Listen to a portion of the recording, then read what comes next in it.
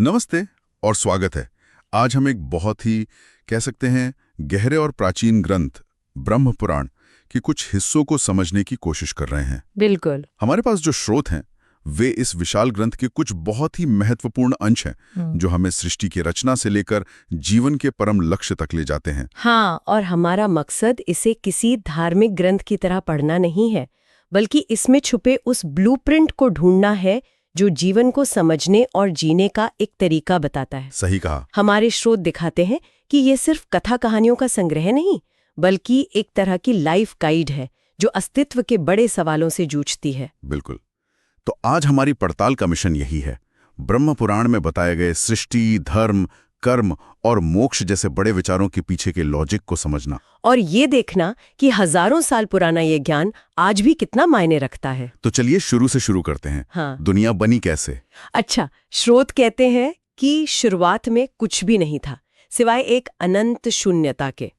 ये कल्पना करना भी कितना मुश्किल है ना। ये वाकई मुश्किल है। और स्रोत कहते हैं कि उसी शून्यता से एक चेतना जागी और ब्रह्मा प्रकट हुए। और दिलचस्प बात यह है कि ब्रह्मांड का सारा बीज और कॉस्मिक सीड उन्हीं के भीतर था। अच्छा।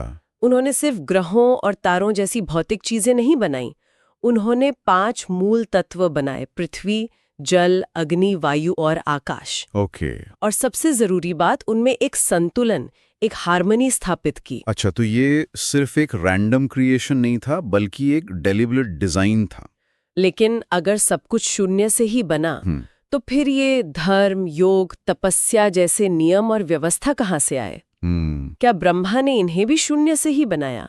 ये थोड़ा कंफ्यूजिंग है। ये एक बहुत अच्छा सवाल है। देखिए, ग्रंथ के अनुसार ये नियम सृष्टि के इनबिल्ट ऑपरेटिंग सिस्टम की तरह हैं। Inbuilt operating system? हाँ, जैसे भौतिक दुनिया के लिए गुरुत्वाकर्षण जैसे नियम है, वैसे ही चेतना के विकास के लिए धर्म और योग जैसे नियम हैं। ब्रह्मा ने इन्हें बनाया नहीं बल्कि प्रकट किया।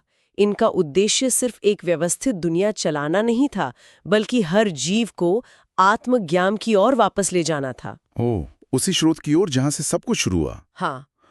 तो रचना का एक गहरा मकसद था। समझ गया। मतलब सृष्टि एक वन वे स्ट्रीट नहीं है बल्कि एक राउंड ट्रिप है। हम स्रोत से निकलते हैं और हमें वापस वहीं पहुंचना है। बिल्कुल। तो फिर इस यात्रा के लिए गाइडलाइंस क्या हैं? मैंने सुना है जीवन के 4 लक्ष्यों यानी पुरुषार्थों के बारे में। हाँ, और यहीं पर ये ग्रंथ बहुत व्यवहारिक हो जाता है। ये किसी भी चीज को नकारता नहीं है। ये जीवन के 4 स्तंभ बताता है: धर्म यानी हमारे नैतिक कर्तव्य और सही आचरण, अर्थ यानी हमारी भौतिक जरूरतें, पैसा, करियर, काम यानी हमारी इच्छाएं, सुख और एम्बिशन, और आखिर में मोक्ष यानी अंतिम मुक्ति। अक्सर लोग अर्थ और काम के पीछे ही भागते दिखते हैं और धर्म और मोक्ष को बुढ़ापे के लिए छोड़ देते हैं। क्या ग्रंथ इनके बीच कोई प्राथमिकता तय करता है? प्राथमिकता से ज्यादा ग्रंथ संतुलन पर जोर देता है। संतुलन? हाँ, सोचिए, ये एक गाड़ी के 4 पहियों की तरह है। अगर आप सिर्फ अर्थ और काम के पहियों में हवा भरेंगे तो गाड़ी गोल गोल घूमेगी, आगे नहीं बढ़ेगी। सही बात है। धर्म वो स्टीयरिंग व्हील है जो दिशा देता है, और मोक्ष वो मंजिल है जहां पहुंचना है। ग्रंथ कहता है कि अर्थ और काम जरूरी हैं, लेकिन उन्हें धर्म के दायरे में रहकर पूरा करना चाहिए। ये थोड़ा आज के वर्क लाइफ बैलेंस की बहस जैसा लगता है। बिल्कुल। पुराण कह रहा है कि अगर आप सिर्फ अर्थ के पीछे भागे तो आपका धर्म और मोक्ष वाला खाता खाली रह जाएगा। ये एक तरह का आध्यात्मिक बैंक बैलेंस है। ये एनालॉजी बहुत अच्छी है, आध्यात्मिक बैंक बैलेंस। और इसी से जुड़ा हुआ कर्म का सिद्धांत है ना, कि हमारे इस बैंक खाते में जो भी जमा या खर्च होता है वो हमारे कर्मों से होता है। बिल्कुल। कर्म इस पूरे सिस्टम का इंजन है। लेकिन यहाँ एक बहुत सूक्ष्म बात है जो हमारे स्रोत बताते हैं। क्या? कर्म सिर्फ क्रिया या एक्शन नहीं है। ग्रंथ कहता है कि कर्म के पीछे का भाव या इंटेंशन उतना ही बल्कि उससे भी ज्यादा महत्वपूर्ण है। एक मिनट, अगर मैं इसे सही समझ रहा हूं तो इसका मतलब है कि 2 लोग एक जैसा काम कर सकते हैं लेकिन उनका नतीजा अलग हो सकता है। एकदम सही। मान लीजिए 2 लोग दान देते हैं। एक व्यक्ति इसलिए दान देता है ताकि समाज में उसका नाम हो, लोग उसकी तारीफ करें। दिखावे के लिए। हाँ, और दूसरा व्यक्ति इसलिए दान देता है क्योंकि उसे सच में किसी की मदद करनी है, बिना किसी दिखावे के। बाहर से देखने पर क्रिया एक ही है, दान देना। सही है। लेकिन पहले व्यक्ति का कर्म अहंकार से जुड़ा है और दूसरे का करुणा से। ग्रंथ के अनुसार दूसरे व्यक्ति का कर्म ही उसे आध्यात्मिक रूप से आगे बढ़ाएगा। अच्छा। ये एक कॉस्मिक लेजर की तरह है जो सिर्फ ये नहीं देखता कि आपने क्या किया, बल्कि ये भी देखता है कि क्यों किया। वाह, तो ये सिर्फ अच्छे काम के बदले अच्छा फल वाला सिंपल फॉर्मूला नहीं है। नहीं, ये तो बहुत ज्यादा मनोवैज्ञानिक है। इसका मतलब है कि हम सिर्फ अपने कर्मों के लिए ही नहीं, बल्कि अपने विचारों और अपनी नीयत के लिए भी जिम्मेदार हैं। हाँ, और यही हमें जन्म मृत्यु के चक्र में बांधता या इससे मुक्त करता है। ये हमें अपने जीवन की बागडोर अपने हाथों में लेने के लिए कहता है। ये बताता है कि हमारी आज की स्थिति हमारे पिछले कर्मों का नतीजा है और हमारा भविष्य हमारे आज के कर्मों और इरादों पर निर्भर करेगा। मतलब ये कोई भाग्य का खेल नहीं है। नहीं, ये पूरी तरह से कारण और परिणाम का विज्ञान है। ठीक है, तो अगर हम इस ऑपरेटिंग सिस्टम को सही से चलाते हैं, अपने कर्मों और इरादों को शुद्ध रखते हैं, तो अंतिम मंजिल मोक्ष है। लेकिन ये मोक्ष है क्या? क्या ये स्वर्ग जाने जैसा है या कुछ और? ये एक बहुत आम धारणा है, लेकिन ग्रंथ इसे एक जगह के तौर पर नहीं, बल्कि एक अवस्था के तौर पर बताता है। एक अवस्था? हाँ, मोक्ष का मतलब है अपने असली स्वरूप को पहचान लेना। ये समझना कि मैं ये शरीर नहीं हूँ, ये विचार नहीं हूँ, ये भावनाएं नहीं हूँ, बल्कि मैं वो शाश्वत आत्मा हूँ जो इन सबसे परे है।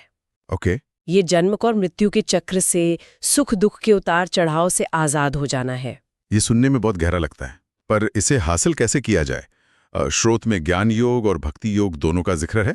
हाँ, एक तरफ ज्ञान यानी बुद्धि का रास्ता और दूसरी तरफ भक्ति यानी प्रेम और समर्पण का रास्ता। ये दोनों तो बिल्कुल अलग लगते हैं। क्या ग्रंथ इनमें से किसी एक को बेहतर बताता है या ये व्यक्तिगत चुनाव है? जो बात मुझे सबसे ज्यादा प्रभावित करती है वो ये है कि ग्रंथ दोनों को बराबर महत्व देता है। ये समझता है कि हर इंसान का स्वभाव अलग होता है। अच्छा। ज्ञान योग उन लोगों के लिए है जो बौद्धिक हैं, जो विश्लेषण और विवेक के माध्यम से सत्य को जानना चाहते हैं। वो पूछते हैं मैं कौन हूं, और इस सवाल की तह तक जाते हैं। राइट। वहीं भक्ति योग उन लोगों के लिए है जो भावनात्मक हैं, जो प्रेम और समर्पण के माध्यम से ईश्वर से जुड़ना चाहते हैं। वो खुद को पूरी तरह सौंप देते हैं। तो ये सिर और दिल के रास्ते जैसा है। आप ऐसा कह सकते हैं। इसे ऐसे समझिए जैसे किसी पहाड़ की चोटी पर पहुंचना है। एक रास्ता सीधा, चट्टानों वाला और चुनौतीपूर्ण हो सकता है, ये ज्ञान योग है। दूसरा रास्ता घुमावदार, हरियाली और झरनों के बीच से होकर जाता है, ये भक्ति योग है। रास्ते अलग हैं, अनुभव अलग है, लेकिन मंजिल एक ही है। और मंजिल है अहंकार, मोह और इच्छाओं के बंधन से मुक्त होना। हाँ, अपने सच्चे आनंदमय स्वरूप में स्थित हो जाना। ये सब व्यक्तिगत स्तर पर तो समझ आता है। अपनी इंद्रियों को नियंत्रित करना, अपने कर्म सुधारना, ज्ञान या भक्ति का मार्ग चुनना। लेकिन हम समाज में रहते हैं। बिल्कुल। क्या ग्रंथ इस बारे में भी कुछ कहता है कि ये सब एक सामाजिक ढांचे में कैसे फिट होता है? हाँ, बिल्कुल। और यहाँ स्वधर्म का विचार सामने आता है। स्वधर्म? स्वधर्म का मतलब है अपना स्वाभाविक कर्तव्य या प्रकृति। ग्रंथ का जोर इस बात पर है कि हर व्यक्ति को अपने स्वभाव और गुणों के अनुसार काम करना चाहिए। एक कलाकार का स्वधर्म कला बनाना है, एक सैनिक का रक्षा करना और एक शिक्षक का ज्ञान देना। और इसी से जुड़ा हुआ वर्णाश्रम धर्म का विचार भी है, जिसके बारे में काफी बहस होती है। ग्रंथ इसे किस तरह देखता है? ये एक महत्वपूर्ण सवाल है।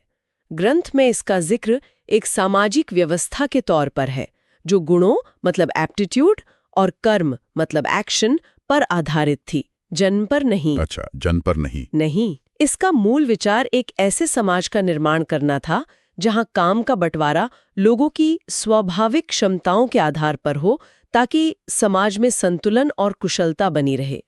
ब्राह्मण यानी बौद्धिक वर्ग, क्षत्रिय यानी प्रशासक और रक्षक वर्ग, वैश्य जो व्यापारी और उत्पादक थे, और शूद्र जो सेवा और सहायक वर्ग थे। और जिसमें ऊंच नीच की भावना है, वो इसके मूल विचार से बहुत अलग और जटिल हो चुकी है। ग्रंथ का इरादा और आज की सामाजिक हकीकत में एक बड़ा फासला है। अच्छा, तो आइडिया ये था कि अगर हर कोई वो काम करे जिसमें वो नेचुरली अच्छा है और अपना कर्तव्य पूरी निष्ठा से निभाए, तो समाज में हार्मनी रहेगी। हाँ, और व्यक्ति को भी सेटिस्फैक्शन मिलेगा। और इसी में एक और गहरी बात है कि सच्चा धर्म सिर्फ बाहरी कर्मकांड नहीं, बल्कि अंतर मन की शुद्धता है। यही सार है। ग्रंथ इस बात पर बार बार जोर देता है कि अगर कोई व्यक्ति मन में द्वेष, ईर्ष्या या कपट रखकर बाहर से धार्मिक अनुष्ठान करता है, तो उसका कोई आध्यात्मिक लाभ नहीं है। सही बात है। शुद्धता भीतर से आनी चाहिए।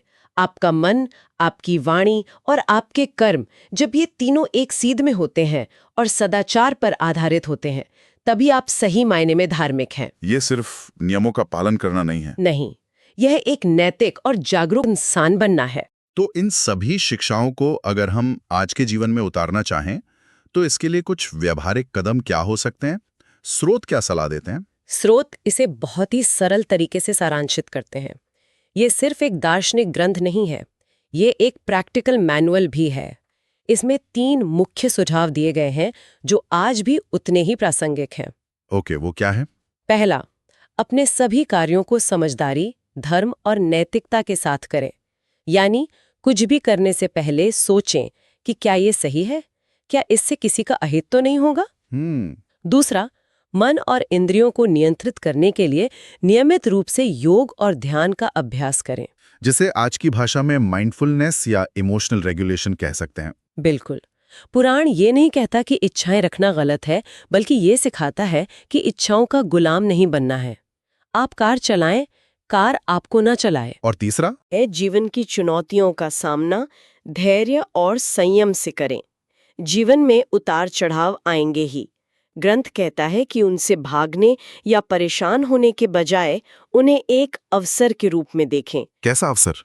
अपने धैर्य, अपनी समझ और अपनी आंतरिक शक्ति को परखने और बढ़ाने का अवसर। तो कुल मिलाके ब्रह्मपुराण ब्रह्मांड की उत्पत्ति से लेकर व्यक्ति के आध्यात्मिक विकास तक का एक पूरा नक्शा पेश करता है। हाँ, एक पूरा रोड मैप। ये केवल प्राचीन कहानियां नहीं हैं, बल्कि ये जीवन को एक बड़े परिप्रेक्ष्य में देखने और उसे उद्देश्यपूर्ण ढंग से जीने की एक कला सिखाता है। सही कहा।